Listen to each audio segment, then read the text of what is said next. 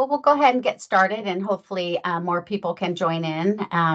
Good afternoon, everyone, and thank you for joining us for the final Bridge to Recovery request and quarterly progress reporting webinar. My name is Roxanne McAlpine, and I'm the project manager for the Bridge to Recovery grant program. In addition, we have Chantel Bush, she's CDA's branch chief for the Health at Home branch, and many other managers who support this program are in attendance as well to help answer questions. On behalf of CDA, I'd like to thank you for your continued support for this program and the work you do to assist California's aging and disabled populations. Grants are new to CDA, and we'd like to thank you for your patience. We're doing the best we can so that we can get these funds available to you so you continue to help our communities and provide the important services that you do. It has been a pleasure getting to know many of you, and I thank you for your questions as they help CDA to improve this program and the grant process. This is a mandatory webinar for all grantees to learn how to submit a reimbursement request and a quarterly progress report through Grants Connect. This webinar is posted on our website for your future reference, and this is the final webinar. You may now submit your reimbursement request, and you can date your expenses back to November 20th, 2023 up until now. Our grant administrator, PCG, will go into further details later during this presentation. And we have a lot to cover with you today, so please hold your questions or post them in the chat and or the Q&A. We will answer them as we go, but if we get too many, then we'll have a Q&A session at the end. I would like to thank our grant administrator, Public Consulting Group, for partnering with us on this grant program. And I would like to introduce Brittany so she can introduce her team. Thank you for joining us, PCG, and I'll turn it over to Brittany. Thanks, Roxanne. Good afternoon, everyone. Brittany Trujillo. I am the project director for the Bridge to Recovery, we'll keep it to the short name, project with CDA and supporting all of you. So with me, I'll let Nolan introduce herself. Hi, everyone. I'm Nolan Tuttle. I'm the finance director for this project. And I have joining us today also Ted Lindsay, who's the finance manager on the project, and you all may know on a first name basis at the end of the reimbursement request process. So glad to have Ted on board and many other PCG employees here to support this process. Thanks, Nolan. And yes, thank you. We've got other folks on our team. Peter Busby, he's helping to navigate the Q&A and chat with us, and just others who you may have talked to throughout the process of applying and getting your grant agreement executed. So we're glad to be here to talk with you all today about submitting your reimbursement requests and your quarterly progress reports. So with that, our agenda, again, we'll go over the reimbursement request timeline, provide a quick overview. We'll walk through the form and how you submit and the type of information you'll need to supply. We'll walk through the overview and timeline of the quarterly progress report, as well as the report itself. And as Roxanne said, we'll pause throughout for any questions that you have, but definitely make sure that we have time to go through all of these topics and have time for questions at the end. So the goals for today are that all of you will understand how you submit your reimbursement requests, how you submit quarterly progress reports, and that you'll have, again, that time to ask questions, understand where to go for help. With that, I will let Nolan take it over to talk about the reimbursement requests. Thanks, Brittany.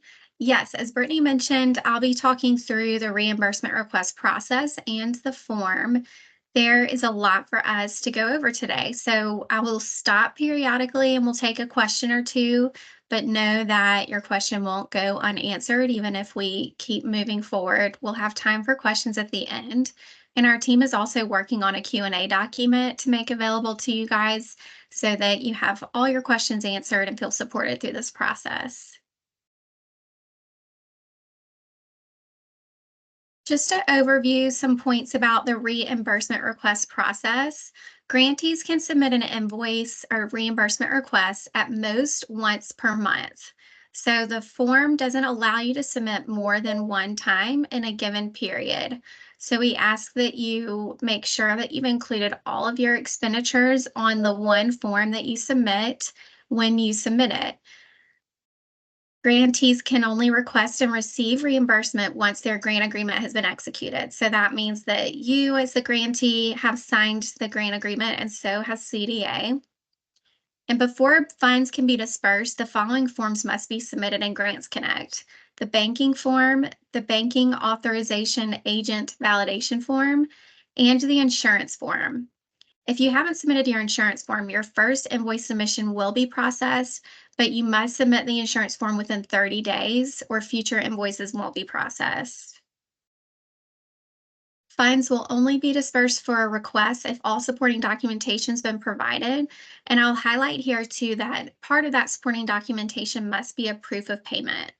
So expenses can't just be incurred, they must have also been paid, and you'll need to include proof of payment in your reimbursement request form. We will also be checking to see if you've submitted your quarterly progress reports that are due at the time of reimbursement request review. So if you haven't submitted that, then we may delay your reimbursement until you've submitted all the documentation that's required.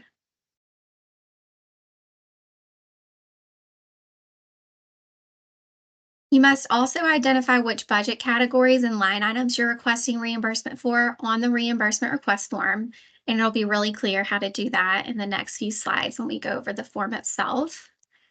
Reimbursement requests are reviewed by PCG and approved by either PCG or CDA. If we have any questions as we're reviewing your submission, we'll contact you via email or phone. That's when you'll get to know Ted. When submitting a reimbursement request, make sure that your request aligns with your grant agreement. So I would recommend that you have your grant agreement in front of you, and particularly Exhibit B, Attachment 1, your budget summary, when you're submitting your reimbursement request form, just to make sure that everything aligns.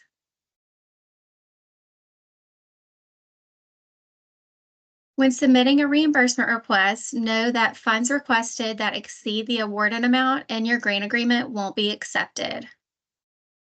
Grantees should also verify that they aren't submitting duplicate requests between form submissions. So this means that maybe you submitted all of your equipment requests in April, and then you submit those same requests in June. We are checking for that, and we will deny the duplicate requests, but we ask that you please ensure that you review on the front end and make sure you don't submit requests that are duplicative. Expense dates must be between November 20th, 2023 and March 31st, 2026. And again, I'll remind you a few times, but your supporting documentation must include proof of payment that you've actually paid for each item that you're requesting reimbursement for. A couple of notes on the timeline around this process. Reimbursement request forms are due from each grantee by the last day of the month. I will add that if you have not expended any funds of your own in any given month that you're requesting reimbursement for, you don't have to submit a monthly invoice. So if you have no expenses in one month, you would just wait until the next month to submit your form. You can expect to receive payment within 45 days of the last day of the month of reimbursement request submission. So there's really no benefit for you to submit on the 5th day of the month as opposed to the 30th day of the month, because that timeline for payment will remain the same. All right, let's walk through the reimbursement request form itself. In the following section, you'll see on the right of each slide an excerpt of the grant reimbursement request form out of Grants Connect, our system, and then we'll just talk about each step of the form process as we move along. So what you're seeing here is the overview slide. I encourage you to read it, but I won't read it to you here. It's just some information about why you're completing this form and making sure you're in the right place and on the right form to include all of your documentation for reimbursement. This next section of the form is really helpful. It's called Form Tips, and I'll go over a few of those with you now. All required fields of the form are labeled with an asterisk throughout the report, so it's super clear what all you're required to complete and if any fields are optional. While completing the reimbursement request form, you can move between sections, and it'll be more clear in a few slides. There are different sections to the form, and you can move between them, but you won't be able to submit the form until all required fields have been completed. What's helpful is that the system does save your progress as you go. So if you only have 30 minutes and you want to work on your reimbursement request form, you can hop in the form, enter the information that you have time to enter, and then exit the form. And when you re-enter it, when you log back into Grants Connect, all of your progress will have saved. So this is a helpful capability of the system. Once you have submitted your reimbursement request, if you find that you made errors or you need to make edits, you'll need to email us, and our email address is there, cda_bridge2recovery@pcgus.com. We'll also include it in a later slide. But you won't have access to edit your form once you've submitted it unless you request access from us. We'll need to release that form to you to make edits. So just make sure you reach out to us. And we do ask that, thanks, Brittany, for sticking that in the chat. We do ask that revision requests be sent to us within 72 hours prior to the end of the month to be considered with that month's disbursement. And that's just to prevent us from receiving a whole influx of edit requests within the last little bit of time before we're trying to make payments. Before submitting your form, make sure you review it thoroughly to ensure responses in each section are complete and that you uploaded your supporting documents, including proof of payment. In addition, refer to your grant agreement and any approved change request forms that you need to include to make sure that we have all the information that we need to review your request. All right, this next section of the reimbursement request form is called grantee information. And on each section of the form, you'll see that there are some gray boxes and some white boxes. What we've done is pre-populated some information in the form for you. So if you see a gray box, those boxes should be pre-populated with your information. So when you click on the form to complete it, you'll already see the name of your organization, the name of your project, any license ID number you have, and the type of facility for your organization. And then you'll see the white boxes, and that's where you'll enter information. So we ask that you complete the name of the person completing the form. So we want to know who your representative is, the title of that person, and the email address of that person. Like I mentioned earlier, if our team has questions when we review your reimbursement request, we may reach out to you, and this is the person that we'll reach out to get clarification or additional supporting documentation. The next section of the form is called Project Overview. This part of the form will pre-populate in this gray box here your total award amount. So that's your total award amount across your entire grant agreement. And then you'll enter here on the right how much you're requesting reimbursement for in the given month. Then there's a question down here that says, have you requested a budget shift or scope of work change and submitted a change request form after grant execution? And there's a drop down here, and it's just a yes or no answer if you'll let us know that there. This next section is called the budget section. You'll see here that there are some check boxes.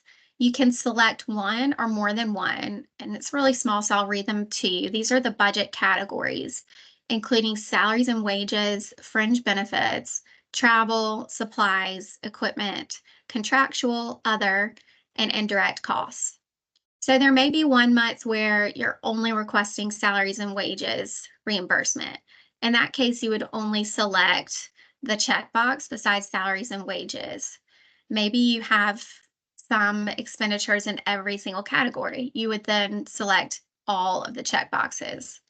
And when you select these checkboxes, there will be a corresponding tab to populate up here in this ribbon.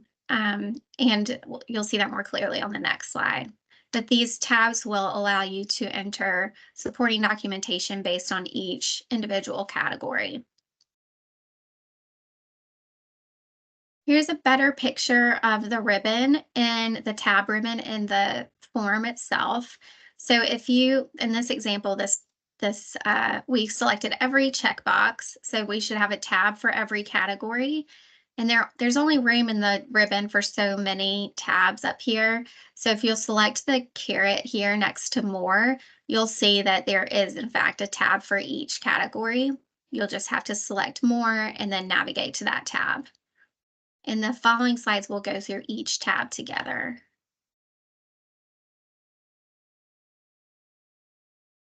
Each expense tab, that's what we're calling these budget category tabs, has a similar design, including the pre-filled award amount for that category, which is the gray box, and then the white box to the right of it, where we're asking that you tell us how much you're requesting reimbursement for in that particular category. And then corresponding spaces to indicate what budget line items you're referencing when seeking reimbursement. And then finally, there will be a file upload within each section so that you can upload your supporting documentation, which again must include proof of payment. All right, let's start with salaries and wages. First, you'll see the gray box that we've referenced that will tell you how much you've been approved to receive in salaries and wages. Then we'll ask here to the right in the white box that you enter the total reimbursement amount that you've requested for salaries and wages in particular. Then down here, you'll see this drop down, and we ask that you tell us how many employees you're requesting reimbursement for within salaries and wages in this given month. So maybe you have 5 employees that you're requesting reimbursement for. You would drop down here and indicate 5. I believe there's only options up to 25 employees in the form. So if you have more than 25, then you can reach out to our TA email address, which Brittany shared in the chat. And we have an Excel document that we'll share with you that will allow you to submit more than 25 employees for this category. Once you indicate how many employees you have, this additional information will populate for each one. And we ask that you tell us the employee title for your staff, the employee name, how much reimbursement you're requesting for each staff. And then there's a drop-down box to indicate the type of expense for your staff. So that's either a wage differential or paying for a temporary worker. We'll then ask right here for you to let us know what specific document you're uploading to validate the expense for that staff member. So maybe it's a payroll report or a general ledger extract or something similar. You would just name it there. And what's not showing is a file upload. There will be a file upload box as well to allow you to submit that documentation. Supporting documentation for salaries and wages, proof of payment would include payroll reports, check stubs, general ledger reports, or bank statements. And again, it may take more than one report to supply the required documentation, so please make sure that you upload as much as you think would be helpful for our team to validate those reimbursements. Modifications to staff members, we do have a checkbox that you can check that says to indicate that an employee no longer works at your organization. So we know that sometimes there's employee turnover, and CDA has recently decided to allow certain instances of transferring wage differentials to new employees. So if you check this box to tell us that an employee that was included in your grant agreement is no longer at your organization, then fields will populate to allow you to enter information for replacement staff members in order to transfer those funds. Again, there are guidelines around that, and we'll share that a little bit later. A few reminders around salaries and wages. Specifying supporting documentation, what items are being included in salaries and wages. And again, this should align with your grant agreement. as long as there haven't been employee turnover, in which case you would check that box and let us know. Make sure that supporting documentation includes the time frame that each employee is being paid for and whether the expense is a salary for a temporary worker or a wage differential. And again, there's a drop down to indicate that, and I believe it's a required field. So we should be good there. For wage differentials, make sure that you make clear the difference between the old wage and the new wage. So any supporting documentation should be really clear to us where you are paying an employee the old wage and then showing that you have indeed and paid the employee the new wage. Again, staff names and job titles for wage differentials and temporary workers must align with the grant agreement. Moving on to fringe benefits. At the top of the fringe benefits section, you'll see a drop down where we ask how many employees you're requesting fringe benefits for. And very similar to salaries and wages, additional fields will populate asking the employee title, the employee name, how much reimbursement you're requesting for each staff member, and then we'll ask you to name the supporting documentation that you've supplied. Again, you can check a box if an employee no longer works at your organization, and then there's a file upload section for you to upload your supporting documentation. Supporting documentation could include payroll reports, accounting system GL details, benefit plan statements. So if you're including like health insurance in your fringe benefit calculation, we would need some supporting documentation around that. Regulatory compliance documentation, and any other form that validates the information. A couple of reminders: make sure that you specify in supporting documentation what items are included in that fringe benefit calculation. Make sure to specify the duration or the time period that the fringe benefit applies to, and then staff names and job titles must align with your grant agreement. I'll pause there for a moment. I know salaries and wages and fringe benefits are two pretty large categories that folks might have some questions about. So I don't know.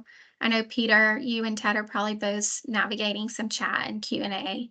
Is there anything that we want to address now? Well, and as of yet, we don't have any questions in the QA or chat we need to get to. Okay. All Like right. I said, I posted that message. I'll just reiterate. If anybody has any questions, please do post in the Q&A.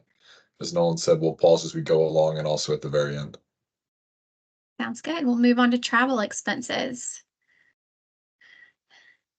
As you guys probably know, if you've read your grant agreements, there's some extensive requirements around travel expenses that CDA has. And it's all outlined in your grant agreement, and we encourage you to look at that as you submit your documentation, because we've requested some additional information in this category in particular. But here in the gray box, like the other categories, this will be pre-populated with your total budget amount for travel. And then right next to it, we'll ask you to submit how much you're requesting for travel in the given month. And then in this drop down, we'll ask that you let us know how many trips you're requesting travel reimbursement for in the month of the form submission. And we ask that you let us know what city you travel to and state. And then there's a drop down here that asks what types of expenses you're requesting. So is it mileage? Is it per diem? Is it lodging? We'll ask that you let us know there. And then how much are you requesting for the whole trip, and how many people were in attendance? And then we have this file upload down here for supporting documentation. But again, there's a lot of particular constraints around travel reimbursement. So we ask that you would have your grant agreement in front of you and review some of that, just so that you know exactly what we will need to review in order to approve your travel expenses.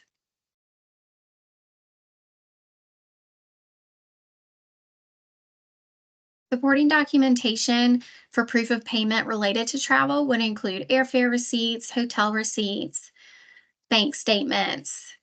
And here's a helpful link. If you follow this link, it'll outline exactly what travel guidelines Cal HR has that this grant needs to adhere to. So any questions you have about the guidelines that California has for travel reimbursement, follow this link, and the same information again is in your grant agreement. A few reminders around travel. Again, all travel expenses will only be reimbursed in accordance with Cal HR policy, which is that link that we provided on the slide previous to this. Expenses such as lodging, meals, and mileage may be allowed if travel expenses were 50 miles or more from home and headquarters. For lodging, there are very specific per night limitations established in the California guidelines. And again, those are in your grant agreement and Exhibit B attachment 2, the travel and per diem guidelines, and also on the Cal HR website that we referenced. For meals, per diem amounts must align with the reimbursement rates in the travel section of your grant agreement. And then for gas, mileage rates must align with what is on the Cal HR website, which I believe follows the federal guidelines, which is currently 67 cents per mile. Hi, Nolan. I just wanted to point out that rates did change for 2024. So if you guys can pay attention to the year, if you're submitting for 2023, make sure you're using those rates. And if you're submitting for this year, the rates are, they did change. Okay, thanks, Roxanne. Thanks. Moving on to supplies expense. In this category, you'll see the same gray box that shows exactly what you've been approved for in supplies. And then the white box to the right, we ask that you enter how much you're requesting reimbursement for related to supplies. Then in the drop down, we ask how many supply items you're requesting reimbursement for. And we ask that you name that item and tell us how many were purchased and what the reimbursement amount is for each item. So if you select one, there will only be these 3 fields populated once. If you select 5 items, then these 3 fields will be populated 5 times. Equipment expense is the same. We have the gray field that populates what you've been approved for equipment. We ask that you let us know what you're requesting in the current month, and then how many equipment items you're requesting. We ask that you name each item, how many units purchased, and how much you're requesting for each item. Make sure, I know supplies and equipments are easy to interchange. Make sure that you're referring to what's in your grant agreement, because I know they're so similar, but if you include supplies in the equipment section or equipment in the supplies section, we'll have to send it back to you and ask that you correct your form, and that just causes delays. So make sure that you have your grant agreement close by and you're making comparisons to put things in the correct categories. Supporting documentation for supplies and expenses should include invoices, receipts, general ledger reports, and bank statements. And just to remind you that proof of payment, not just proof of expense incurrence, is required.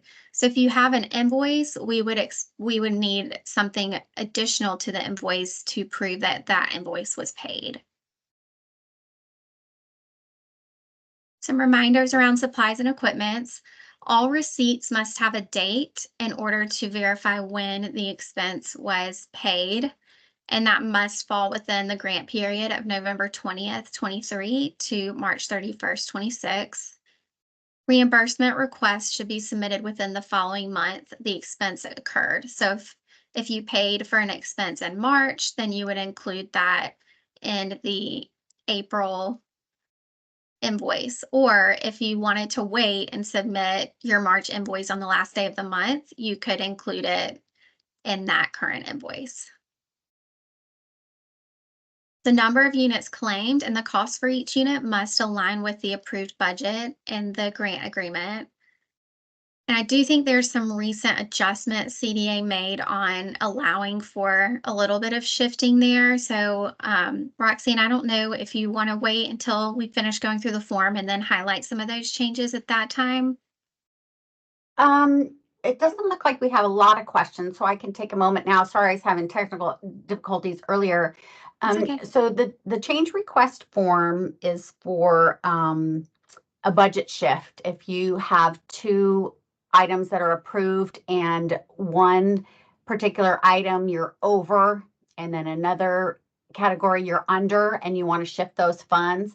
So say your HVAC is costing more than your flooring, and you want to shift funds from flooring over to HVAC, you would use this change request form.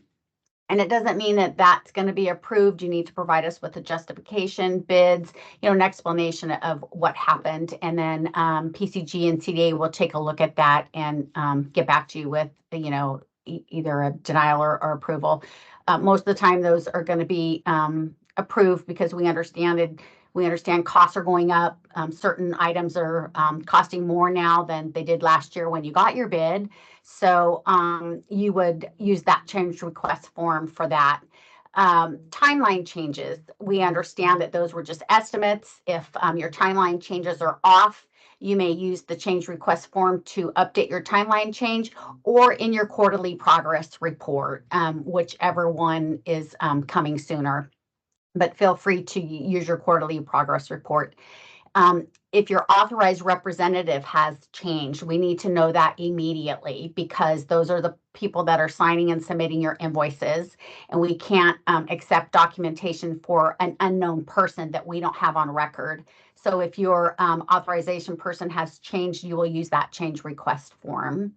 Also, I'd like to point out your contact person. If you have had a change, two people were listed as your contact people, and both of those people have left because PCG and CDA have been desperately trying to reach people so we could get your grant agreement executed. And we had either questions or changes that were required, and we couldn't reach anybody.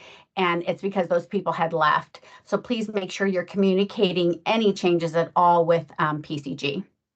So hopefully that answers those questions. And any other changes, such as staff title changes, that's all under review.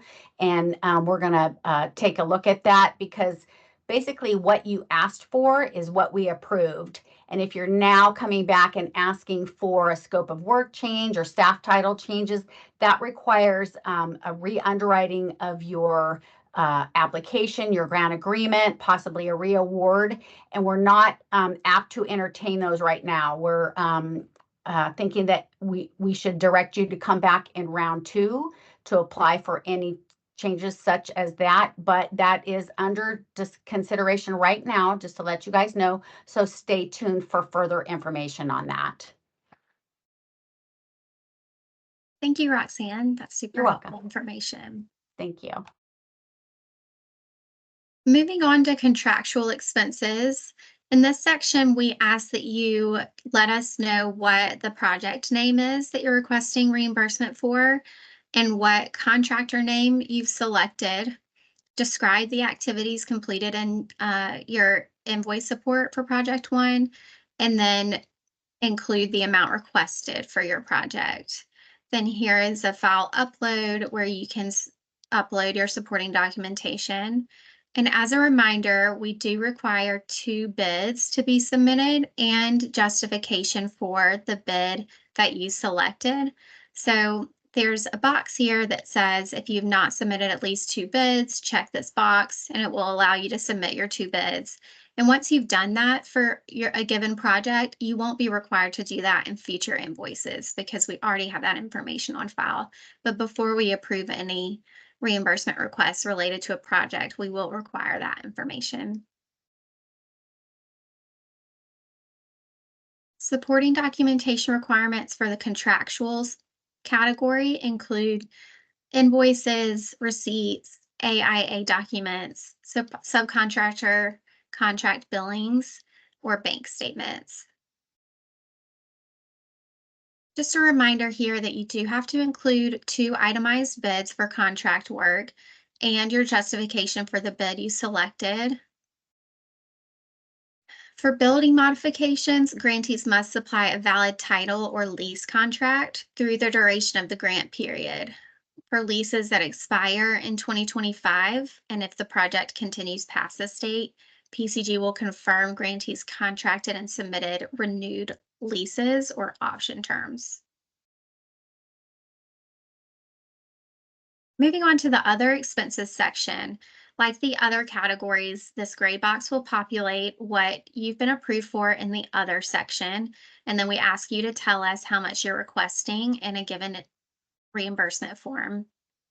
Then you'll have some checkbox options down here to let us know what type of other expenditures you've incurred and paid, including retention bonuses to employees, recruitment bonuses, recruitment costs, conferences, staff training costs, and other. Then we ask you to let us know if you had any employee changes for this category. You are able to transfer a bonus from one employee to another if you've had staff turnover and you hire the same title. You can transfer a bonus to a new employee. Supporting documentation, including proof of payment, would be payroll reports for bonuses. And just remember here that payroll reports should include the time period, staff names and job titles, and the bonus amounts.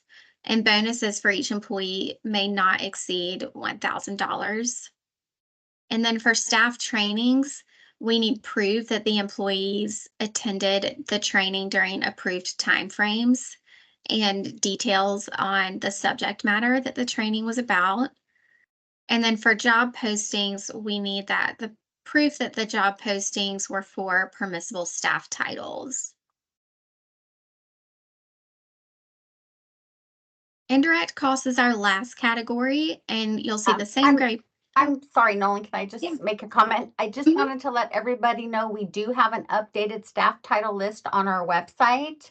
It's been expanded, so when you have time, please go to the Bridge to Recovery website, and it's just scroll down to the bottom to helpful resources, and you'll find it, especially if you're applying for round 2. You want to apply for one of those titles that are in that document.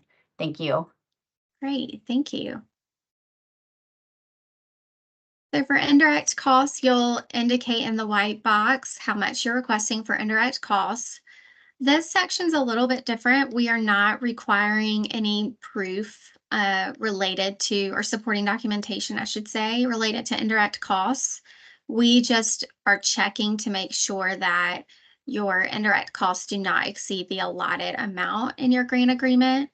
And we do ask that you describe the expenses and your cost calculation to understand how you calculated your indirect costs, knowing that indirect costs are a accumulation of many expenses that could include facilities and maintenance costs like rent, internet, utilities, etc., and administration expenses.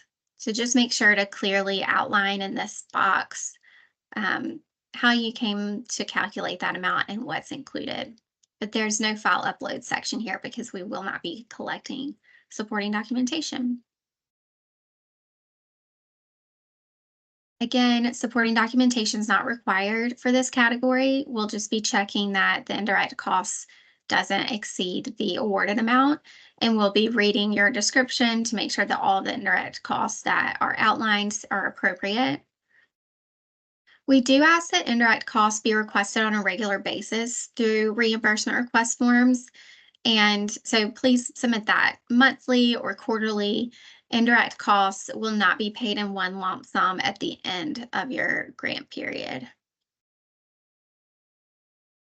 And we'll be checking in with you if we see that you've gone several months without requesting indirect costs.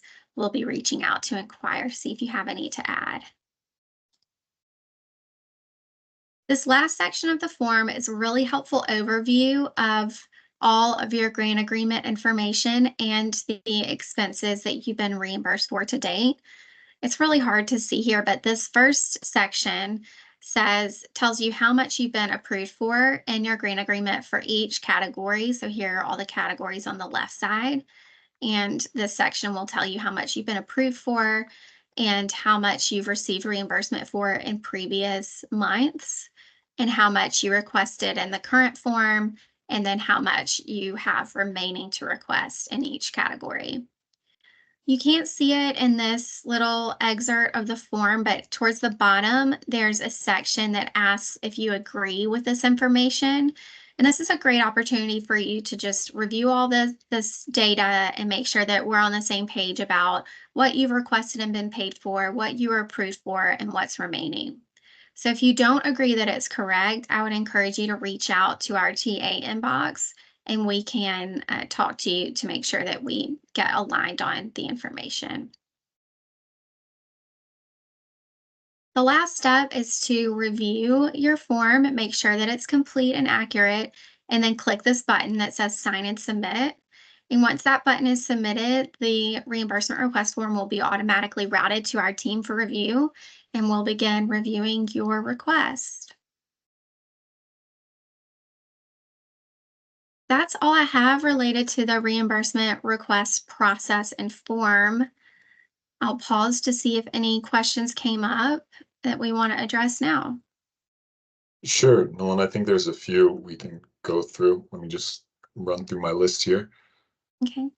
The first question is about basically changing quantities. So we've had a couple of people ask, let's say if they got a bid, I'll use the person in the Victor's question. He uses HVAC units as an example. Suppose the grant agreement approved them for 4, but subsequently they've been able to up the amount. Let's say they can get 5 HVAC units for the same amount as in their grant agreement. Would that require a change request, or could they just go ahead and do it because, as they said, it's more and it's the same amount? You would need to submit that because it's not an automatic approval.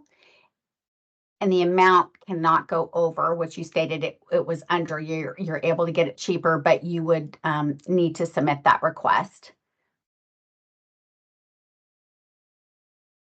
Thank you, Roxanne. Uh-huh. Okay, so a question from Kevin about the change request form. Change request form can only be submitted to shift money within the same category. For instance, they can't move from supplies to contractual. You can shift it to another category as long as the other category you want to shift it to is an approved category. You can't create a new one. So, Roxanne, in this case, if Kevin was approved funds for supplies, he could move them to contractual, but he would need to submit a change request form to do so. Yes, and with an explanation and updated bids or the reason why, he might be under in one category and then he needs an over in another. So he needs to borrow from one approved category and put funds in the other one. Moving to a question from Jeffrey. Jeffrey, you're asking about indirect costs and whether they would be included in every invoice submission, since it's a percentage of all costs. I think, Nolan, you mostly covered this on the last slide, but it sounds like they should generally submit indirect costs regularly as they incur them. They don't need to say on every invoice, it's 10% of our direct costs. They need to indicate what they've been spent on as well. Correct, yes. And I think, just again, running through my list here for a second. Okay, I think we've got one more. This is one from Audrey about the fiscal budget form. Excuse me, I'm just reading the question. Basically, what Audrey's asking is if the Excel document we're using, which Nolan, I hope you know what she's referencing there, would correct for them requesting for more than the allowed 10 employees. Yes, but there are 25 allowed in the form. So I think we would use the Excel form if they had more than 25 that they needed to submit. So Audrey, if you're getting capped at 10, this might be more of a technical issue. Yeah. Right, perhaps with your instance of the form. So in that case, what I would suggest is you reach out to the technical team using that email Brittany provided, and they can help troubleshoot what's going on with your particular form. Yes, thanks, Peter. No problem. And one last question, we might as well do them all in the Q&A while we're doing things. This one's basically just asking about the timeline for when expenses become requestable, become valid. So their payroll register for November 20th, that particular payday, covers the pay period November 1st to November 15th. So do those count as November 20th expenses if they are paying on the 20th, but they're paying for work done before the 20th? No, because those expenses would be incurred prior to the grant agreement date, prior to the 20th. So the expenses can't be incurred or paid until after November 20th, Excellent. unless Again, we got CDA has a clarification or correction. No, that is correct. The expense has to be incurred on the 20th or later, November 20th or later. excellent. And then we have one more, a follow-up from Victor regarding that HVAC question. So Roxanne, you're probably in the best position to answer this. Suppose they are accepting that new bid, should they submit the change request prior to accepting that new bid, or accept it and then submit the change request? No, you don't want to accept anything until your change request has been approved. So you want to submit that right away and have PCG and or CDA take a look at it. You will need approval prior to moving forward. Thank you, Roxanne. That tackles all the questions, at least for the moment, in Q&A. We're getting some more now, but I think we can move on and we'll circle back and address those most recent ones, when we get to the next question period. Great. Thanks, Peter. Thanks, Nolan and Roxanne. We'll move into the quarterly progress report. This is not as lengthy as the reimbursement request, so I think we'll have plenty of time to get to any other questions that people have. But let's go through the overview and timeline of that quarterly progress report. So submission of that report is required each quarter. Even if you haven't made any progress or nothing has occurred during that quarter, you still must submit that progress report. In the fields that require information, you can put that there's no progress or not applicable or something along those lines, but you have to submit this report. In the report, you'll identify the progress to date. You'll comment if you need a timeline update to any of your activities, if the project is behind, and if so, why, with the reminder that all activities must be completed and those reimbursement requests must be submitted no later than March 31st of 2026. Your project cannot exceed that timeline, and we have to have all final reimbursement requests on that date or by that date. Your objectives and activities from the grant agreement project description and budget form, which was used to create your grant agreement, those two documents align. That information is pulled into your progress report to make it a little bit easier for you to complete. The progress reports are reviewed by PCG, approved by PCG and CDA as necessary. If during the review of your progress report we have any questions or need any clarification from you, you'll receive a request from us, mostly through Grants Connect. Some of you might get an email or a phone call as well, but Grants Connect will be the primary platform that we request more information from you. Your quarterly progress report must be submitted in Grants Connect, just like everything else that you've submitted to us.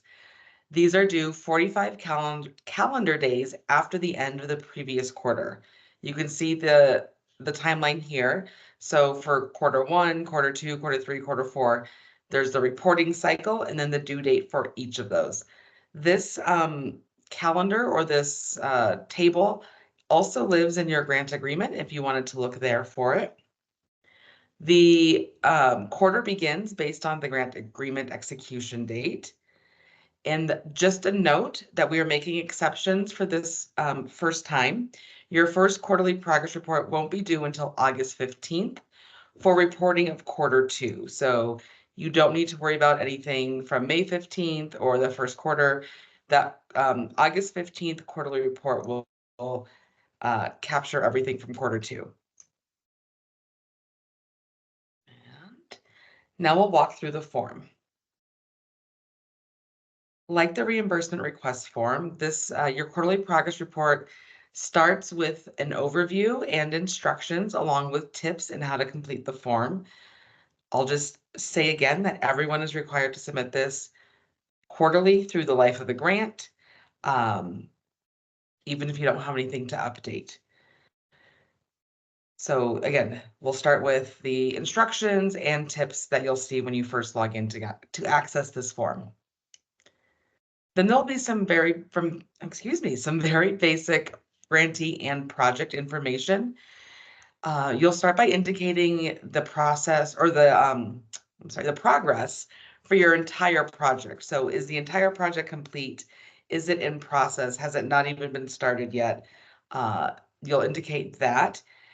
If you indicate complete, then you'll also be asked if this is your final quarterly progress report. If you've said that your entire project, so that means all of your activities, all of your budget items, etc., are complete, then you'll have to fill out this form in its final, and we'll talk about what that looks like towards the end. We'll also ask, if you say it's your final report, if you are submitting your final invoice with the same report at the same time. We're also asking if you're behind on submitting your invoice reimbursement request for this project. If you are, we'll ask for an explanation as to why. We'll also ask if your budget included any indirect costs and if you've been submitting for those. Also ask if you've submitted a change request form as well. So this is some very general information that starts every progress report. You'll provide those answers. If there are any questions or concerns that we have in our review, we'll definitely reach out to you. But this is some of the basic information that you start your report with. Like the reimbursement request form, the field boxes in gray are pre-filled. So the name of your organization, your applicable license ID or number, with the exception of pay sites, the project name, the type of facility, your total award amount, the total funding that you've received to date through the reimbursement process, and your remaining funds. All of this is pre-populated for you.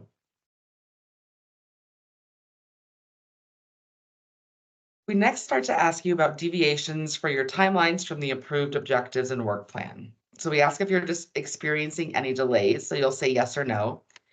If you say yes, you have the opportunity and the requirement, I should say, to let us know why you're experiencing delays in your project. It could be, as the example says, a supply chain management.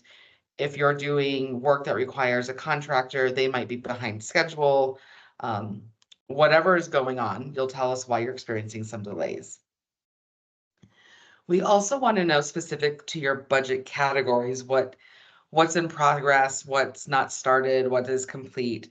So not just your objectives and activities, but again, the budget spending categories as well.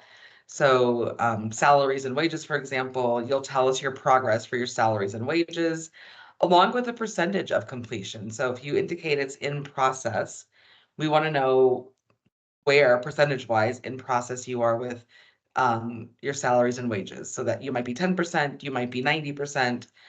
If you say you're complete, then that should be 100%.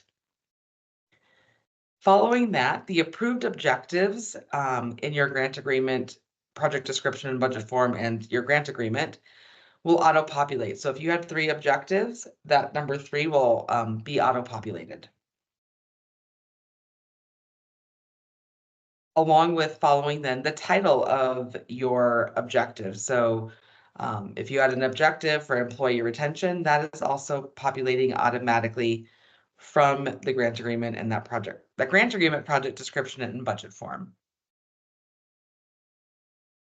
You'll then select you'll select the objectives that are aligning with your expenses, provide the status updates, again, in progress, complete, and list any issues or delays with your project. So if your objective was employee retention, then what are the activities that are supporting that? Staff recruitment and retention, for example.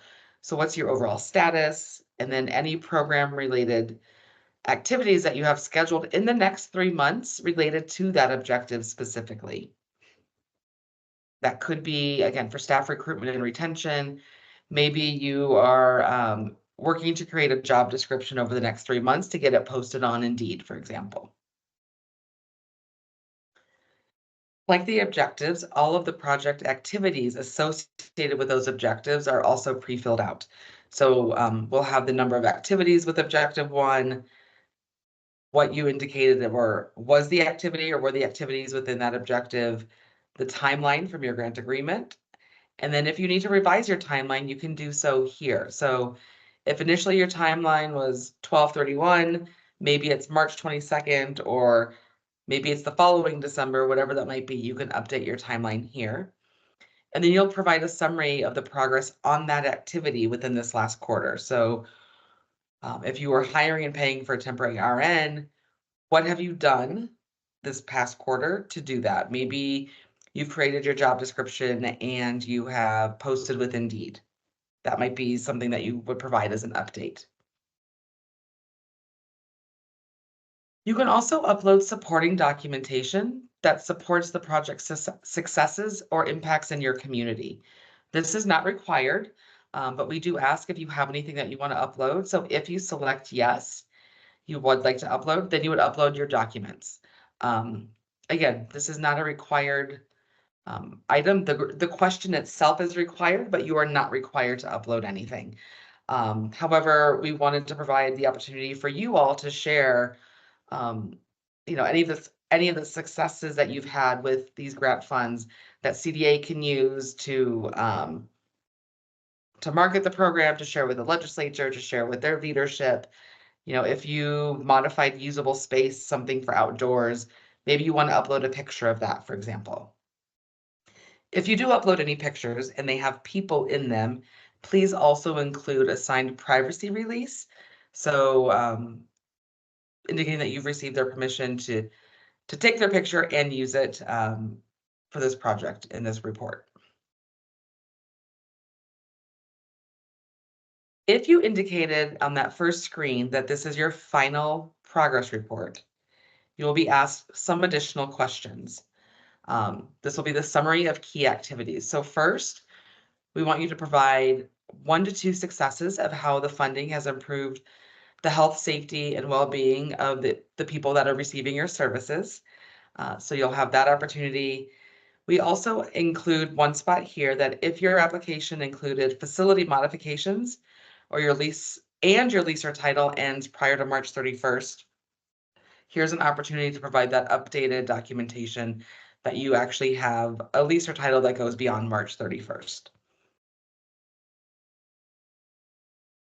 Some more with the summary of key activities. So you'll select the activities that you completed for your project and describe how the grant funds were used to invest in needed infection prevention measures or to stabilize your workforce. So maybe for your application, you've got facilities and staffing. So you'll give us, describe 1 to 2 successes for how the funding improved health and safety, as well as some lessons learned with the activities that were conducted.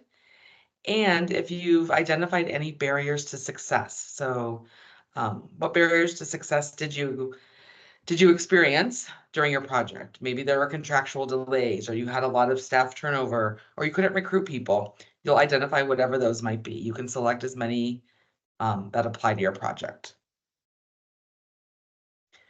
Once you have completed all pieces of your progress report, we encourage you that you do one last review.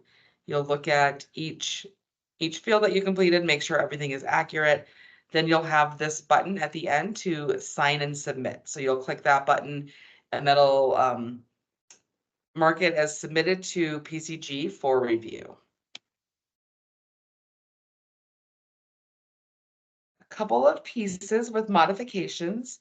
So as we've talked about with the reimbursement request and the progress report, you have the ability to modify some small items that may be different from your grant agreement. That could be staff name changes. So if you had Jane Smith as a staff person, but she's no longer there, and you've got John Smith instead, who's doing the same job, the same staff title, you can switch their names so that person is getting the bonus, for example. You can also have a change in items as long as they are like items. So maybe you were approved and awarded funds for hand sanitizer, but it makes more sense to purchase antibacterial soap. That change as well. Both of those can be identified on your reimbursement request. Your quarterly progress report, as we talked about, can identify changes in your objective or activity timelines. So you can document both of those in those respective reports. And with that, we'll go back to questions that have come in. So we've got a couple to address in the Q&A section. Brittany, first one, Kevin's just asking where they find and how they submit a change request form. Good question. We are working on that form with CDA to get it finalized. Once we have that done, we will work to identify how to communicate that to people. So more to come on that piece. Sorry, we don't have all of that final, but more to come. Brittany, would that be posted in Grants Connect? Would that be a form they'd be able to go in and complete in Grants Connect? Eventually, it will be in Grants Connect. Okay. Yep. Okay. Just wanted to clarify that. So they, yes, it will definitely. It will be in Grants Connect. We okay. have I think a couple logistical pieces to navigate with CDA to make sure we have it available in the best way possible, but it will at minimum be in Grants Connect. Okay. So we are working on that form. It should be finalized by next week and uploaded in Grants Connect. We're deciding what items can the change request form be used for, or if it's something that requires a major scope change and an amendment would be needed. So when you guys look at that form, if your change is not listed on that form, please call PCG so we can discuss what your change, what you're needing. And then there would be a formal process and an amendment to the grant agreement. We are not saying we will allow that because we're trying to avoid amendments to the grant agreement, but depending on your scenario, we will entertain it and listen to what your change is. And Roxanne, while I have you, Rima asked a couple questions. Ted already answered one for us. Thank you, Ted. But basically, Rima's just asking to confirm again that you can shift funds from one category to another. In their case, they're saving money on supplies and would like to shift it into admin. We don't have a budget category for admin. So if she's talking about staff, wages or bonuses or something like that, it has to be an approved category and you must request it 30 days prior to your change. And it's not going to be automatically approved. You must submit your request, explain why you're requesting it, and provide any backup documentation. Roxanne, just in case admin in this case refers to an indirect cost, would they be able to shift funds into indirect costs provided they stay below that cap? So shifting indirect funds out of indirect funds into something else, is that what? No, just based on the way the question's worded, it'd be shifting it from supplies into indirect costs. That's going to be a tough one because indirect costs, there shouldn't be any money coming out of that. B&B, do you guys have any comments on that?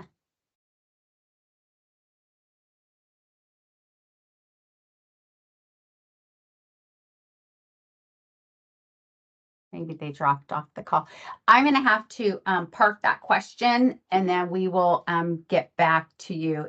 Indirect cost is an approvable line item. Just don't know why we'd need to borrow from that. Let me think about that one and I'll get back to the grantee. Sure. So Rima, we'll deal with this in the FAQ document that'll eventually go up on the Bridge to Recovery website. We'll let everybody know when we post that, and you should be able to find some answers there. Okay, that deals at least with the questions in Q&A for chat for right now. So everybody, if and A, I see you posted one. I'll get to that in a second.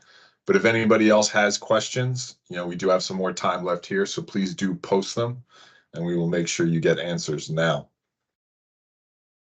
So Brittany, this is a question about the timeline on progress reports. Mhm. So A is asking about whether or not they need to submit a progress report for the January 1st to March 31st on May 15th, or would they submit that period and the second Q2 report by August 15th?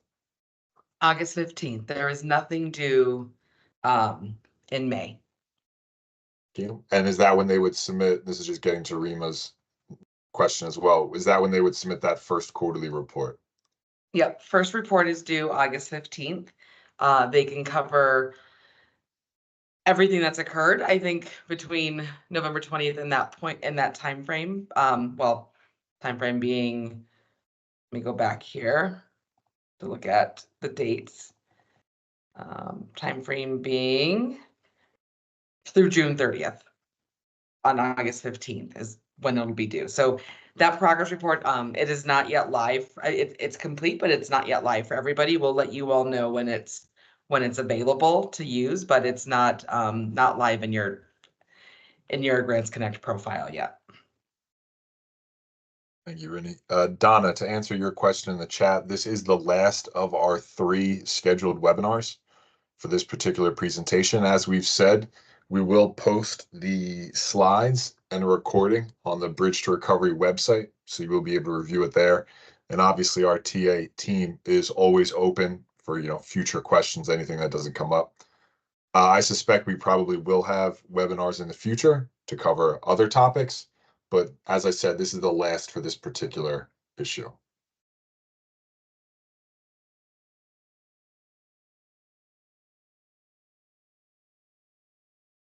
And while we're waiting to see if any other questions come in, I will just say, Peter, you've said this a few times, I think Roxanne and Nolan, you have too, but we are compiling the questions that have come in through the 3 webinars and working with CDA to get answers to all of those and have that FAQ posted as well, so that you'll have that as a resource going forward. So look for that to be coming out as well.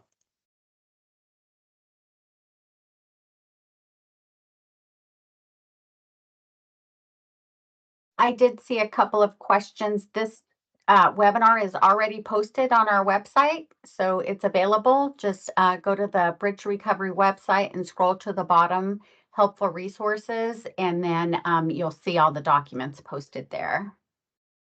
I just got an answer regarding the indirect cost. So if you're taking from indirect cost and moving it to another line item, that is allowed, but not the other way around. You can't take from another line item and increase your budget for indirect costs.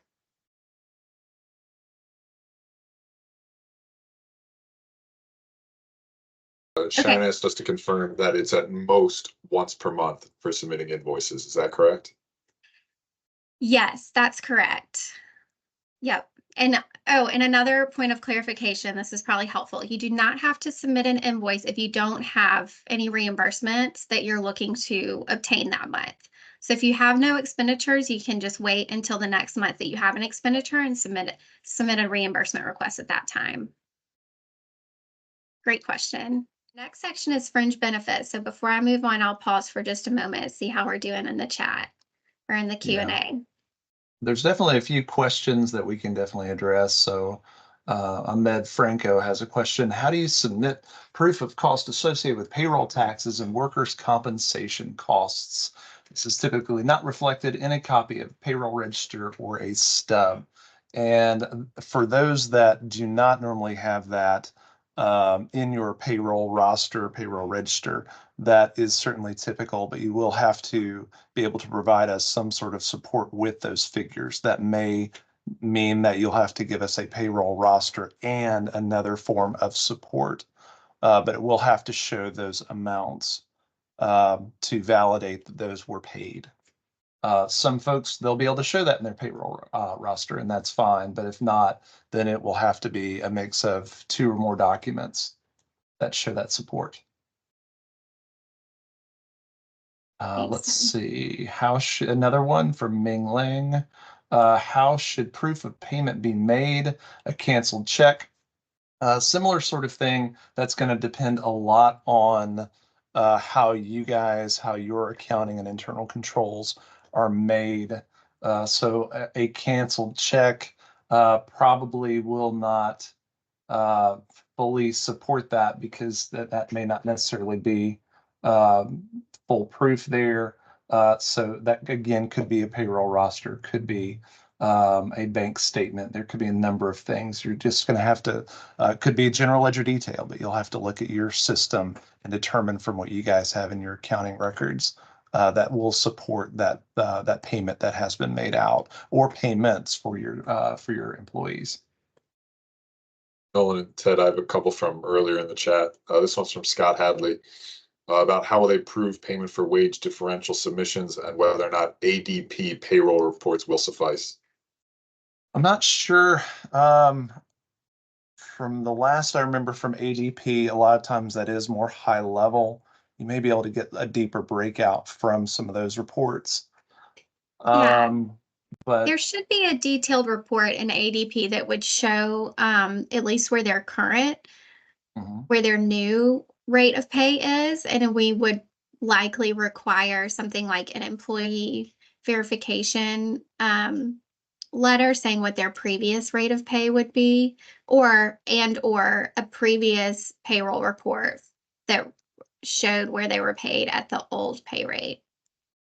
Yeah, if someone is just, for example, paid $10 an hour and then they're getting an increase up to, well, maybe it's more than that. Maybe it's $15 an hour to $16 an hour, and that's the wage differential is $1. Mhm. You should be able to then show the former and then the new.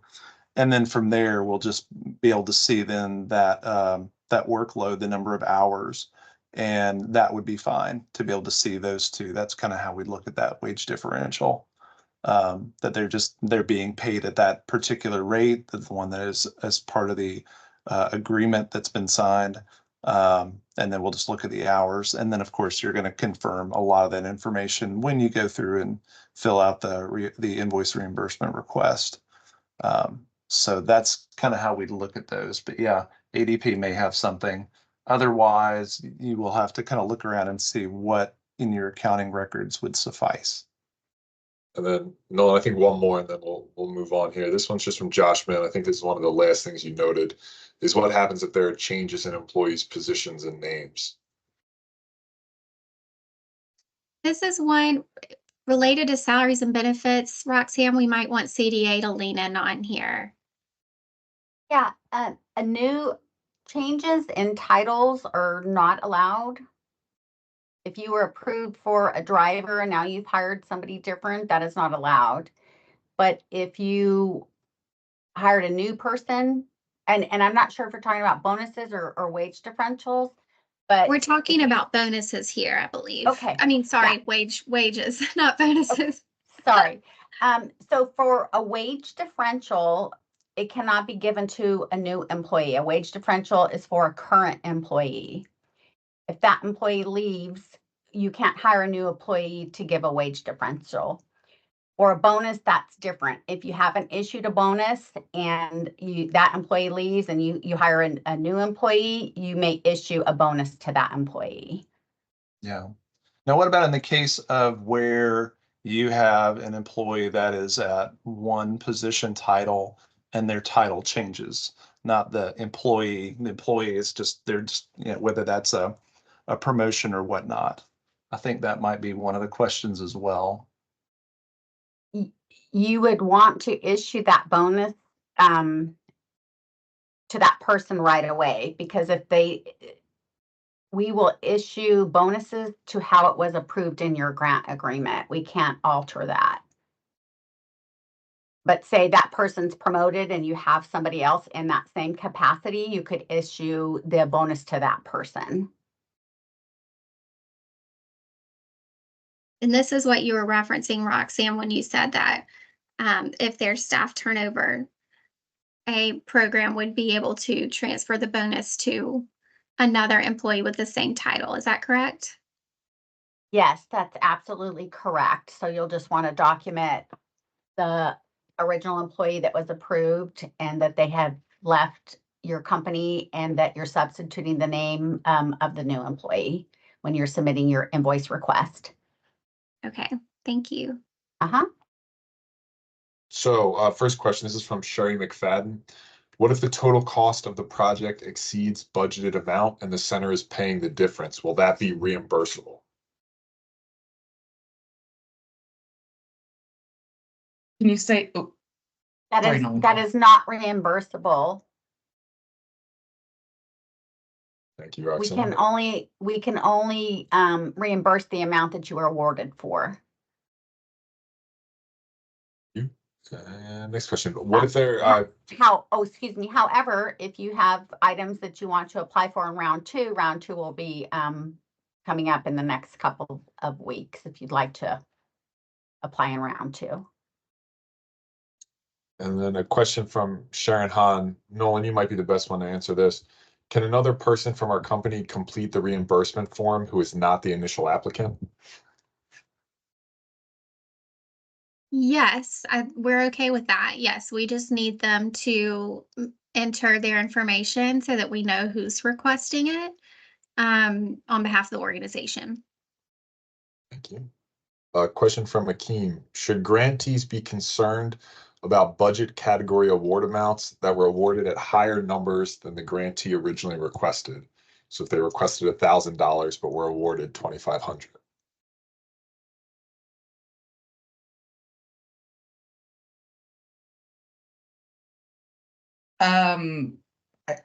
I guess I'd be curious to see a little bit more what happened there specifically. And then generally we'll say if somebody was awarded whatever's in their grant agreement is what they are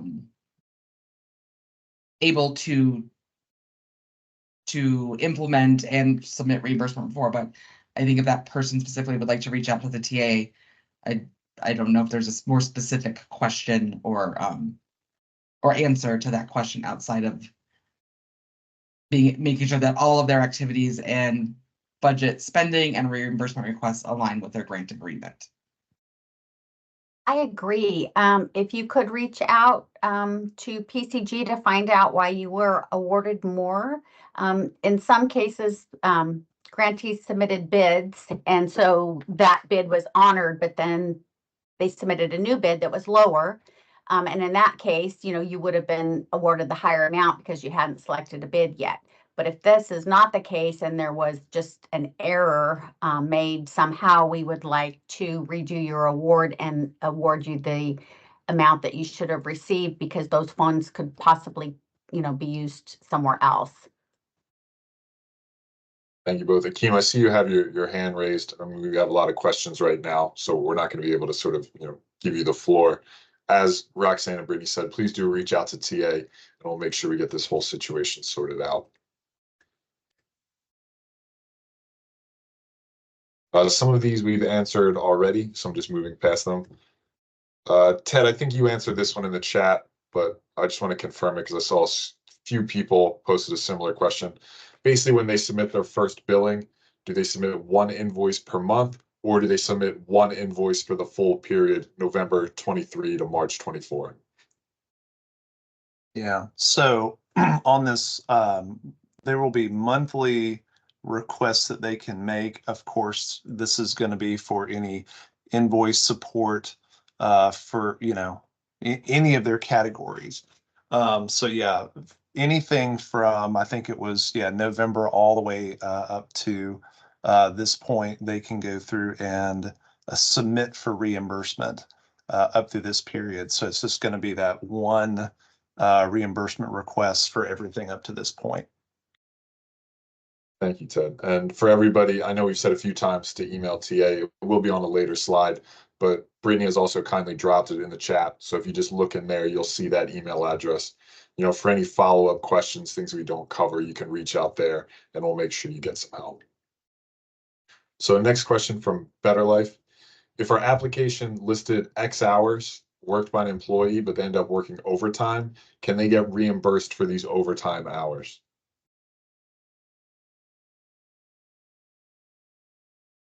No, their reimbursement amount would be limited to what was in their grant agreement. I think, Ted, this goes to what we were just speaking about, but again, I always like to confirm with people who know more than I do. How far in the past can the incurred date go? Is it November or December 2023? It sounds like that start date is November 2023. Yeah, it's November, and I'm trying to remember exactly when. 20th. November 20th, so 11/20/2023. Thank you. A question from Jennifer. What if it's a new hire that's receiving the current pay rate? I think this has to go back to our pay differentials. I don't know if that gives us enough information to answer the question at this point. So I'm not sure. We would have required the staff name and position at the grant agreement stage, right, Brittany? So I'm not sure how a new hire how that would fit in if we don't have that person's name and title. I don't know, Ted, if you want to jump in. Okay. Yeah, I think for some it was To be like determined. to be determined, TBD. Okay.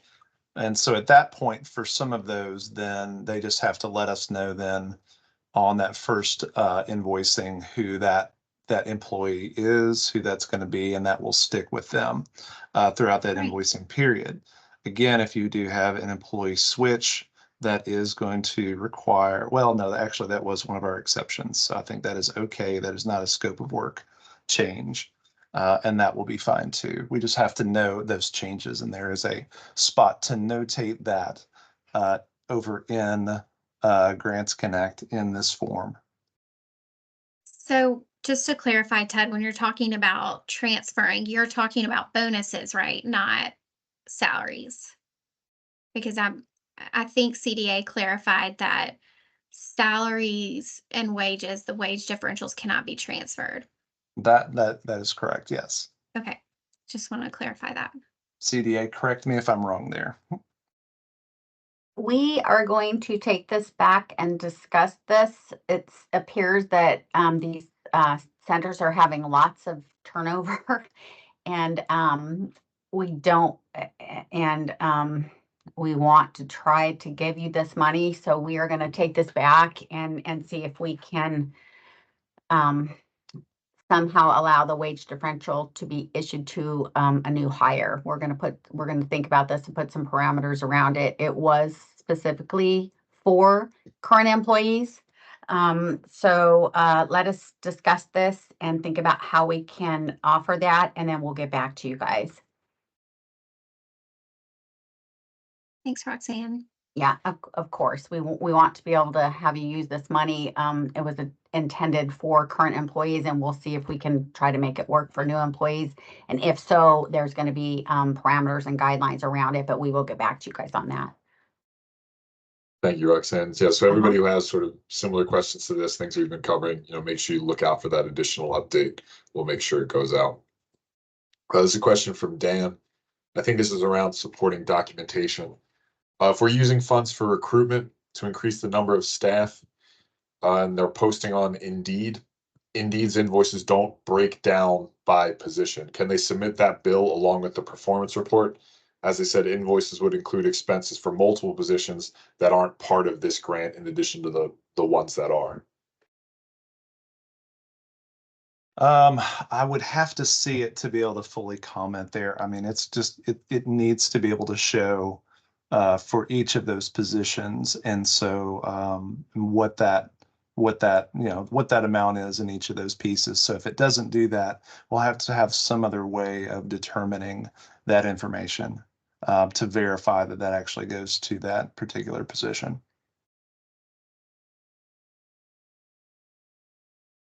And then a question from Daniel regarding the formula for wage differential that needs to be submitted with the reimbursement request.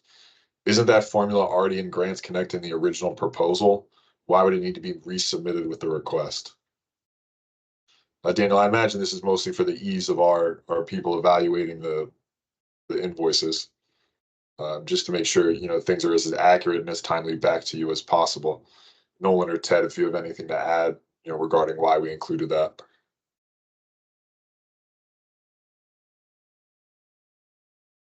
I don't have anything to add. Do you, Ted? No, do you mind, Peter, repeating that one more time? The question itself, Ted? Yes. Sure. It's basically wondering why they need to resubmit the formula for a wage differential with the reimbursement request if that formula is already in Grants Connect in the original proposal. Oh, I think that's fine. If there's, I mean, we'll have that recorded. So I think it's just more of a verification.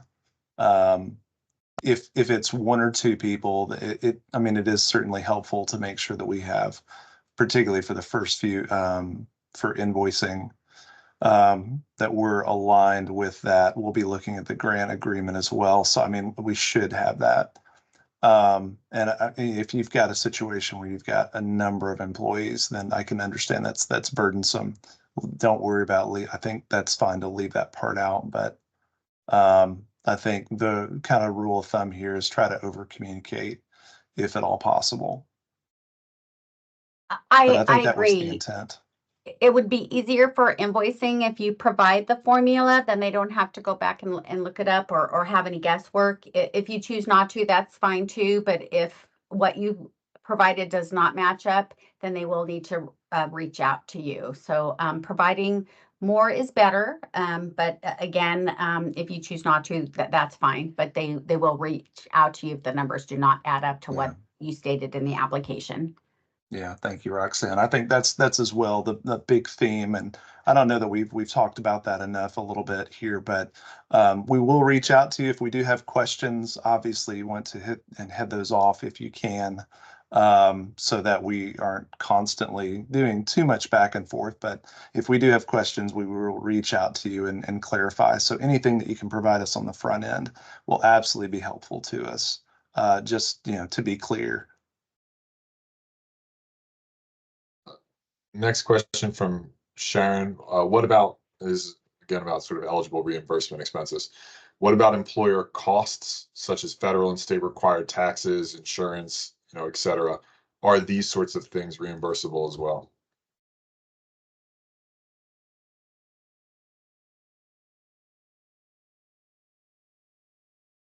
I know we've had several conversations about this. I don't know, Roxanne, if you would feel most confident in your response or if you want us to respond.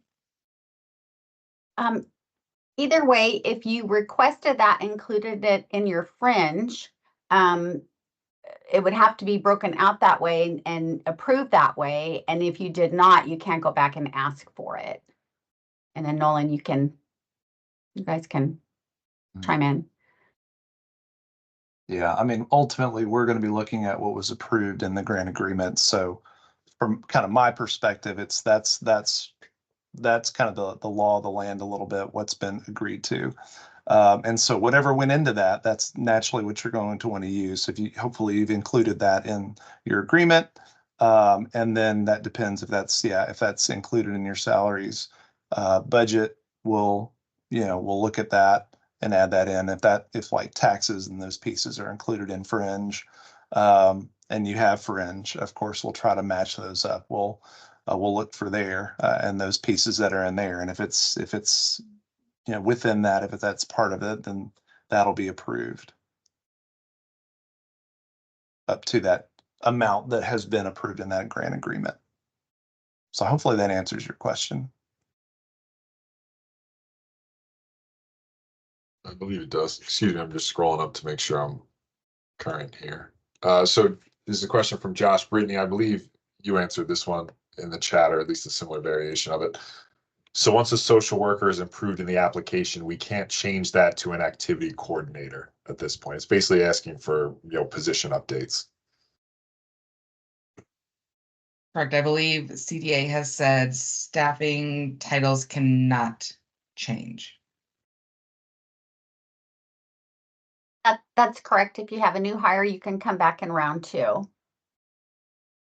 Thank you, Roxanne and Brittany. You're welcome. Question from Sharon. What if an organization couldn't get 2 bids due to a lack of resources?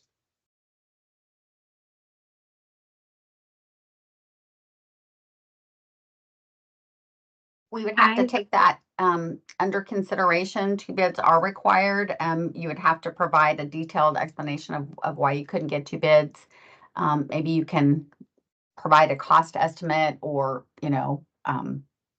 I don't know what type of activity you're trying to fund, if it's HVAC or, something that you can purchase at Home Depot. But if you can't get 2 bids, try to get a cost estimate to provide as well. And then we'd have to take a look at it.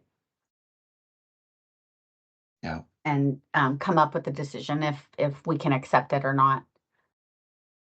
Yeah. And the process thereafter is, as Roxanne said, submit that information in that invoice, the invoice reimbursement form. When that comes to us, we'll take a look at that, and then we will escalate that over to CDA. And then that's how we'll communicate. We'll get a decision and then back over to you and let you know. And we do understand times are tough right now. I've even tried to get bids from people and it takes months. So we really do empathize and know what you guys are going through. So just do the best to provide what you can and with a very detailed explanation, and we'll take everything under consideration.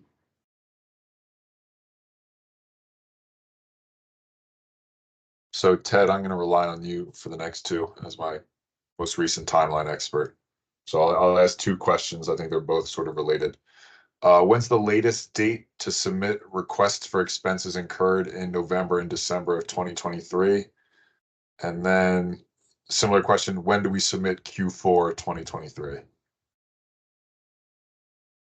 You can go ahead when we open up the form. I cannot exactly remember what time or date here in the next few days that we'll be opening those up, but you can go ahead and at that point request Q4 2023. As far as a deadline and a drop dead date, I don't think we really necessarily have one. And if CDA has one in mind, they can comment on that. But I think above all, we would encourage you guys to submit as early as you can and don't wait and wait, especially if you have invoices in hand. Don't wait 2, 3, 4 months. And we understand there's situations where you may have a problem vendor that doesn't always get to you invoicing on time, or, there's folks have vacations, or, we have sickness and health issues that jump in and really cause some issues top to bottom with how we can quickly respond to certain things. And we understand that and empathize with that for sure. But we'd encourage you to get those in as soon as possible. Obviously, you don't want to wait too terribly long, because that's money that you've spent and you want that reimbursed. So, and we want to help you get that. So a drop dead date, I don't know that we necessarily have one. But again, get that as soon as you can. So CDA, do you want to comment? I'm gonna jump in, Ted. Go for it. Invoices or the reimbursement request form will be available beginning tomorrow, April 10th. Those will be pushed out, I believe, to all of you. So you'll, similar to what we've done with other forms, they'll get a notice that it's ready for you to complete. You can use this month's reimbursement request to go back all the way to November 20th. You can go through March if you want. If you want to wait and submit one with your April, if you have April expenses that you've incurred and have paid, you can use this month's reimbursement to go again from November 20th through April. Obviously, depending on when you incur those costs for April, will determine on when you submit it. But to then be paid on that first cycle, you would definitely want it by April 30th. You will then have another reimbursement request available May 1, and going forward will be the first of every month. You'll have a reimbursement request available. And if you don't need it, then you don't need to do anything with it, but you'll have a new one available every month. Thank you, Brittany. Dan, I see you gave a little bit more clarification about what Indeed provides as part of its performance report. I think just Ted's answer earlier sort of implied is it's sort of hard for us to tell without seeing the exact report. So if you want to, send a version along to us, before the invoice, we can take a look and, tell you whether or not that would be an acceptable form of documentation or not. A question from Kevin. Brittany, I think this goes to your part of the presentation, and if it covers there, I think it's fine to just say that. But how do you go about submitting a grant budget modification request? I would, I guess, want a little bit more, but I'm not sure that budget modifications are something that's completely allowable. I think there might be some nuances there, and I'll ask CDA to chime in if they've got thoughts, but I think I'd want more details before fully answering that question. Can you give us an example? We can allow budget shifts. Let's say you're over in one category. Your HVAC system didn't cost as much as you anticipated, so you have funds left over in that category, and you'd like to shift those funds over to another approved category. Let's say your flooring project was costing you more than you anticipated. So we can do a budget shift, but it has to be already approved line item, and you need to explain why you need to shift funds from one approved category to another. But if you're talking about adding any budget line items that weren't approved, that's not allowed. So can you elaborate a little bit on your example? And I think, Roxanne, while we're waiting for that additional information, I think the other piece, and please tell me if I'm incorrect, you can't shift funds from contractual work to salaries and wages, for example. It would have to be within that contractual work, and for something, as you said, for something that's already been approved, but maybe has that higher cost. Maybe the HVAC is less, but your flooring is actually more. That's where you can shift those funds. Exactly, and it requires a formal amendment and approval. So it isn't like it's going to be automatic and we'll approve it. We need to see what the situation is, an explanation why you're over in one and short in another. I mean, it does happen, Sure. Prices come in higher, bids come in higher on one item and maybe lower on the other. And so you need to shift funds, and we will take a look at it, but it would require a formal amendment. And then other than that, if you're trying to add a new budget line item, that is not allowed. Great, thank you. So Kevin provided a little bit of more information just now in the Q&A. So if they have a lower flooring bid and want to use the money left over to install an HVAC unit, but that HVAC was not included in the original grant. That would not be eligible, and you would need to apply in round 2 for that. But say your HVAC was approved, that situation would be allowed, and we could consider shifting the funds.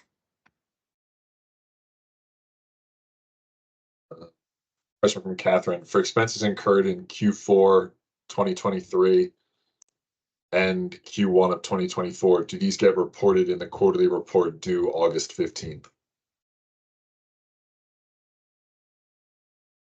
Yes, I mean, your expenses will be on your reimbursement request.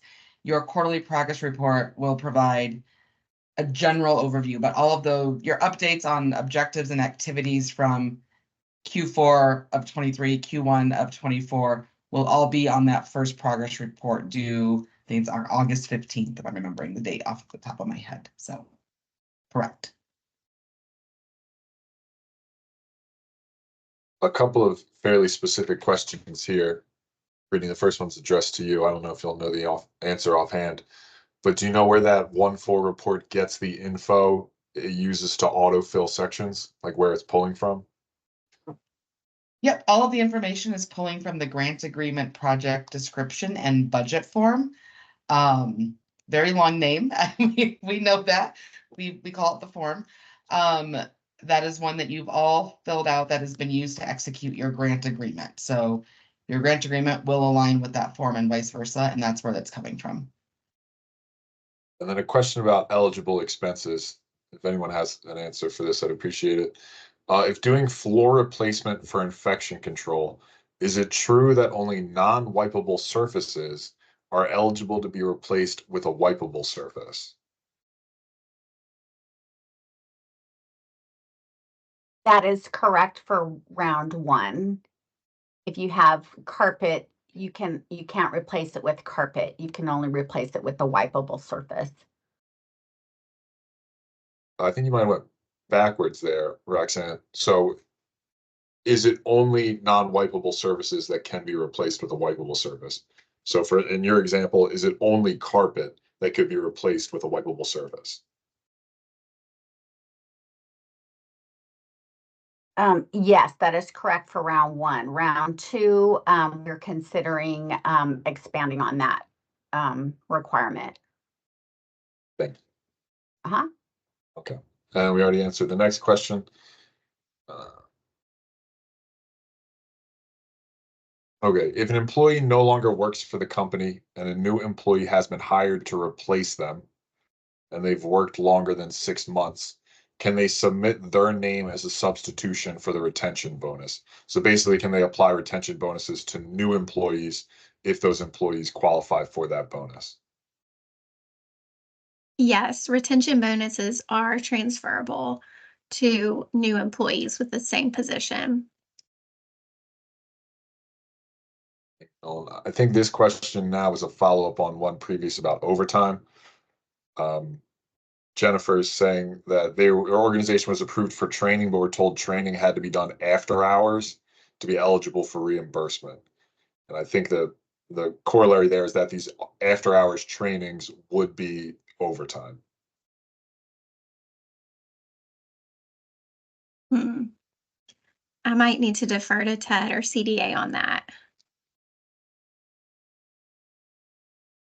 I'm not sure if an employee is getting paid a salary and to attend training, that would not be allowed because they're receiving a salary. Now, if you applied for the grant funds to pay for their training, that is allowed. I'm not really sure what the exact situation. Yeah, I think if that person wants to reach out to the TA inbox, that's something we could look at specifically and talk, Roxanne, we could touch base about, but I was thinking the same thing as you without knowing all the specific details. It's Yeah, because that could be considered fringe if an employee's being sent to training after hours and not being reimbursed for that, that could be a fringe cost. But if they're receiving their hourly wage or salary to attend training, that is not reimbursable. But the training cost itself, if you applied for it and the class was eligible, we would pay for that class. Thank you, Roxanne. I think we have time for one more short one. Brittany, is there a date that all grantees will have received their executed grant agreement? we are working on getting those out with the goal of by the end of this week. Obviously, that does rely on anyone that we've reached out to for revisions or to make sure that they've submitted everything. So I know we've gotten some over the last couple of days that our team is working through. But many of those have gone out. Some of those I know have gone out. We still have some that are with grantees from February, I will share. We've sent reminder emails and phone calls, and your reminder emails are every 3 days. So we might be calling you again this week as well to ask you to double check that. But we are working to have the rest of those completed by the end of this week. Obviously dependent on if we've gotten everything we need from you to do that. But our team has definitely been working with the last handful of people that we haven't heard from or that have reached out to us. That is a great question, and that is a great point, Brittany. If PCG is waiting for edits from you guys, please get those completed and back to them as soon as possible, because they cannot get your grant agreement sent out until they receive everything they need. If you're unsure, if your grant agreement has not been executed yet and you're unsure if they need something, please reach out to them. Sherry, and we'll deal with the first half of your question later, Sherry. But Sherry's asking basically if they can modify where they spend funds so long as they're still in the same budget. So for instance, if there are still contractual costs, but perhaps they're spending it on a different contract. Yes, I think is a short answer. Roxanne, I might ask you to jump in, but it would require an amendment, right? If they're shifting funds. Or are they able to do that within categories? I'm not sure I understand the question. Can she elaborate a little more? I don't know if she's trying to shift funds or change exactly what they're spending their funds on. So Roxanne, I'll just try to clarify slightly, and then if we still don't get it, Sherry, please give us a little bit more context. But it sounds like they're still spending money on contract costs. It's just they're using it for a slightly different contract, or taking money for one contract and applying it to another because the cost of that has gone up. So it would depend on the item. It might be case by case then. Yeah, it's hard to Okay. say without knowing exactly what they're trying to do. So then I would say email us and we can look at your specific situation. For example, if you were approved for HVAC and now you don't want HVAC and you want to purchase flooring instead, that would not be allowable. But if you're approved for 2 contract projects and one comes in lower than what your budget amount was and one is higher, that shift is allowable, right? Yes. You would have to request that. I just didn't think that's what she was saying, like something came in higher and she wanted to shift funds, but maybe that's what her question is. But you would have to go ahead. Roxanne, here's the additional context we requested. Sherry just posted. They had asked for funds for a patio, but costs have gone up and they may not be able to also afford the air conditioning portion of the request. Gotcha. So she does want to shift funds from the patio to the HVAC system. Or perhaps reverse from the HVAC Reverse, system okay. to the patio. So it's not automatically allowed. You definitely need to present that. And we will take a look at it. I don't see why we wouldn't, but you would need to provide an explanation, include the bids, and then we would take a look at it, and that would require an amendment to your contract. Nolan, we've gotten a few variations on the same question. Basically, if someone's resigned or left and they've hired a new employee, can they use the bonuses for those employees? And if so, what's the process for that?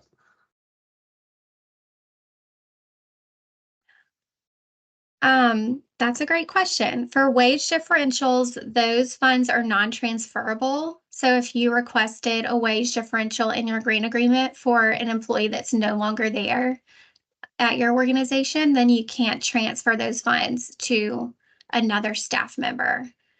But I know there's a bonus section where we talk about issuing bonuses to employees. That's in the other expense category. Those can be transferred to a different employee if there's been turnover, as long as the position is the same. I'll just pause and make sure, Roxanne, you agree with all of that, because I know there's been some conversation around this in the past few days. The bonus is transferable as long as it hasn't been paid out. The wage differential, that question came up on Tuesday, and we are going to consider that. Okay. We are in the process of discussing that, and we will let everybody know. We're leaning towards making it allowable, but we have to put some parameters around that. So stay tuned, Okay. everybody. Great. Thank you for clarifying that. Uh-huh. One more sort of salary question. Somebody also asked in chat if they can issue funds in a way other than payroll in order to avoid employer taxes.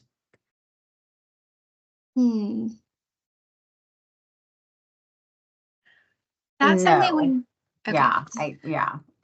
You can only use the funds for what you were approved for. So let's say you included payroll taxes in your fringe benefits and that was approved, but you can't add anything after the fact. So this first one, this is from Andy Mack. And it's basically a question of, what happens when costs change. So the bids they got were from July and August, and now the cost to, actually do the work has gone up since then. How do they handle that if they can't submit for more than what was granted? So basically, what's the procedure when your bids, the expenses in your original bid has now gone up and it sort of exceeded the amount you were awarded? So Peter, I'll go ahead and address that. You can either do a budget shift. Let's say you prefer to use those expenses for the bid that was higher, and you can short another area that was approved. If not, and you need the exact funds for all the budget line items that you requested, you can come back in round two and try to apply for the remainder of those funds for that project. Thank you, Roxanne. Brittany, I know you've covered this, but sort of we'll just give a repeat. A couple of people have asked when these forms will be available in Grants Connect. Again, just what are those requirements the forms grantees need to submit before they can have access to the forms? Yeah, thanks, Peter. So grantees are able to submit for reimbursement once you have an executed grant agreement. We have your banking form. We have it's a long name, so I won't say it all, but it's basically a risk mitigation form for your banking information to make sure it's how we are verifying that the information you provided is accurate. We want to make sure that we have the correct bank information before we start dispersing funds to you. Those are the three that are immediately needed at this moment to be able to access the reimbursement request form. The fourth piece is your certificate of insurance. If you have not yet submitted that, you have 30 days from the date that you submit your first reimbursement request to submit that. Otherwise, if you go to submit any of the reimbursement requests, they will not be approved and you will not receive reimbursement until that certificate of insurance is provided. Anyone who meets the first three criteria at this point received access to the reimbursement request form yesterday morning. So again, that means you have an executed grant agreement, that your banking form has been submitted, and that we've been able to verify your banking information with a mitigation check. I will say I know that there are some grantees that we have sent grant agreements to for execution that have been with the grantee for a couple of months. So I encourage you to please check your emails. Please check your spam if you haven't received it.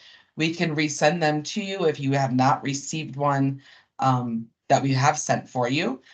You also are getting reminders every 3 days once you get that grant agreement for signature that you have that for signature. So those are the criteria. If your form is not, if that reimbursement request form is not yet available to you, that means 1, 2, or all 3 of those criteria have not been met. Thank you, Brittany. I'll Okay. just add, I sorry, just want Roxanne. to, that's okay. I just want to bring up one thing. If your grant is not executed at this point in time, please reach out to PCG. They've been trying to reach grantees via email, via phone calls. It's going to come to a point where we're going to have to start withdrawing applications so we can use those funds moving to round two. So if you are on the call and your grant has not been executed, please reach out to PCG as soon as possible. Thank you. Thank you, Thank you, Roxanne. And this leads into what I was going to do. So I know we've mentioned the TA line a couple of times. It will be on a later slide, but I've just added it to the chat now. It's just CDA_bridge to recovery at pcgus.com.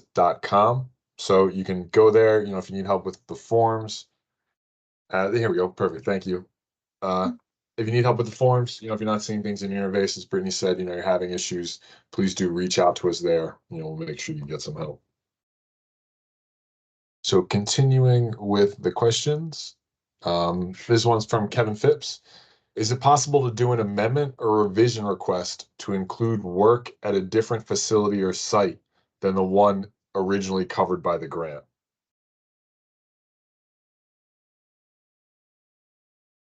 No, that is not allowed. The grant was awarded per site, but you can apply in round two. But somebody's asking if they can realign approved funds to avoid these sort of tax expenses on the employer's part. So, I mean, you are free to seek out a budget shift to move around some of the budgeted funds, um, but we can't align payments to employees in a way to avoid employer taxes that I'm aware of. Um, Roxanne or anybody from CDA, feel free to weigh in on this one. That's correct, Ted. And you can only move funds around for items that you were approved for. We did get one more question in the chat so far. This one's from Tara N. I apologize, just taking a second to read it. Okay, so Tara's basically asking about the reimbursement timeline. So if they're submitting reimbursements for wages, and for example, the April paycheck covers work days in March, can they move forward with submitting the reimbursement at the end of April? I think the answer is yes. I've been Yeah. looking at Nolan or Ted, but I think there's no concern with that. Yeah, that should be fine. I think the only concern we have is when we start getting down the road and we start seeing, if we ever start seeing reimbursement requests for very old invoices or payments, that starts highlighting some red flags a little bit. But we understand that there are going to be some vendors that may be challenging to get invoices from or support from. We totally understand that. So there should be, naturally in some cases, some delays. This would absolutely be fine. But I think generally speaking, just, try to get those reimbursements, pretty close to after those are submitted. Naturally, this first reimbursement request will cover a lot of expenses that may have happened since November of 2023. So we expect this one to kind of be a big group, but try your best to get those timely. So another question sort of about changes in expenses, basically since the original grant was submitted. So this one's from Harold, who's asking if they requested, this is just as an example, if they requested hand sanitizers at $5 a unit, but those sort of moved up to 55 a unit. At that point, would they only request 4 units because 5 and 55 would exceed the original approved for hand sanitizers? So Harold, I think just to answer this question generally, as we said, you can't request more than the original amount you were approved. So, I mean, your choice here would be you could still buy the 5 and eat the extra $5 on your end, or I'll defer to, Nolan, Ted, Brittany, somebody knows a little bit more. Could they submit a request to change their units and say, look, we can only afford to purchase 4 now. We want to update our, grant agreement.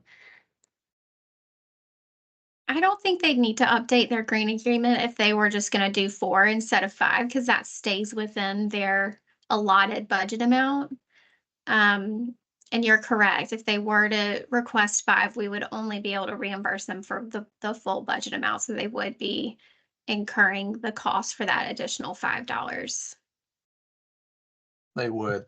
In addition, there is some impact on the indirect section if you've been approved for indirect um, monies and costs for this grant agreement. So that is also kind of I think part of the purpose of this is then you can request a certain amount of that indirect or a portion of that, and some of that is also there to kind of help offset some of these extra costs for inflation that happen from month to month, from period to period. So yeah, why you can only request for the total budget. You can, it depends on, on your situation. For this, you can give us that basically and show us that proof. Hey, this is what we've spent.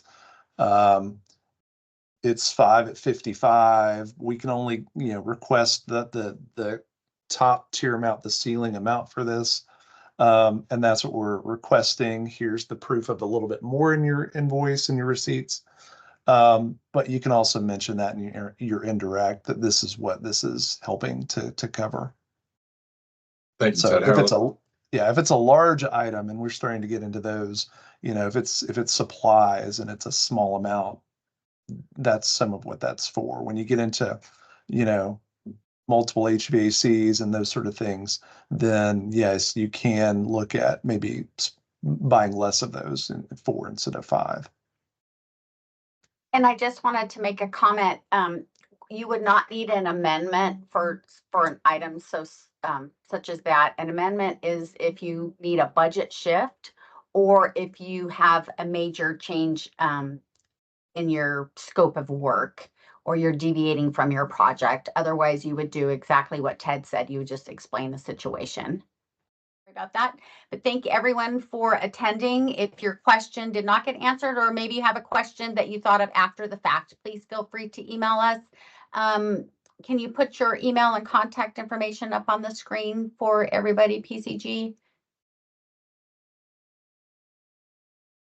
And that would be who you would contact. You can email or give them a phone call and they can answer any questions that might not have been answered today, especially when you're trying to submit your invoice. If you're having any technical difficulties, please reach out to PCG. They're great at assisting you guys. And we thank you for attending this webinar and wish you a great rest of your day. Thank you, everyone. Have a great day. Thank Thank you. you. Bye-bye. Bye.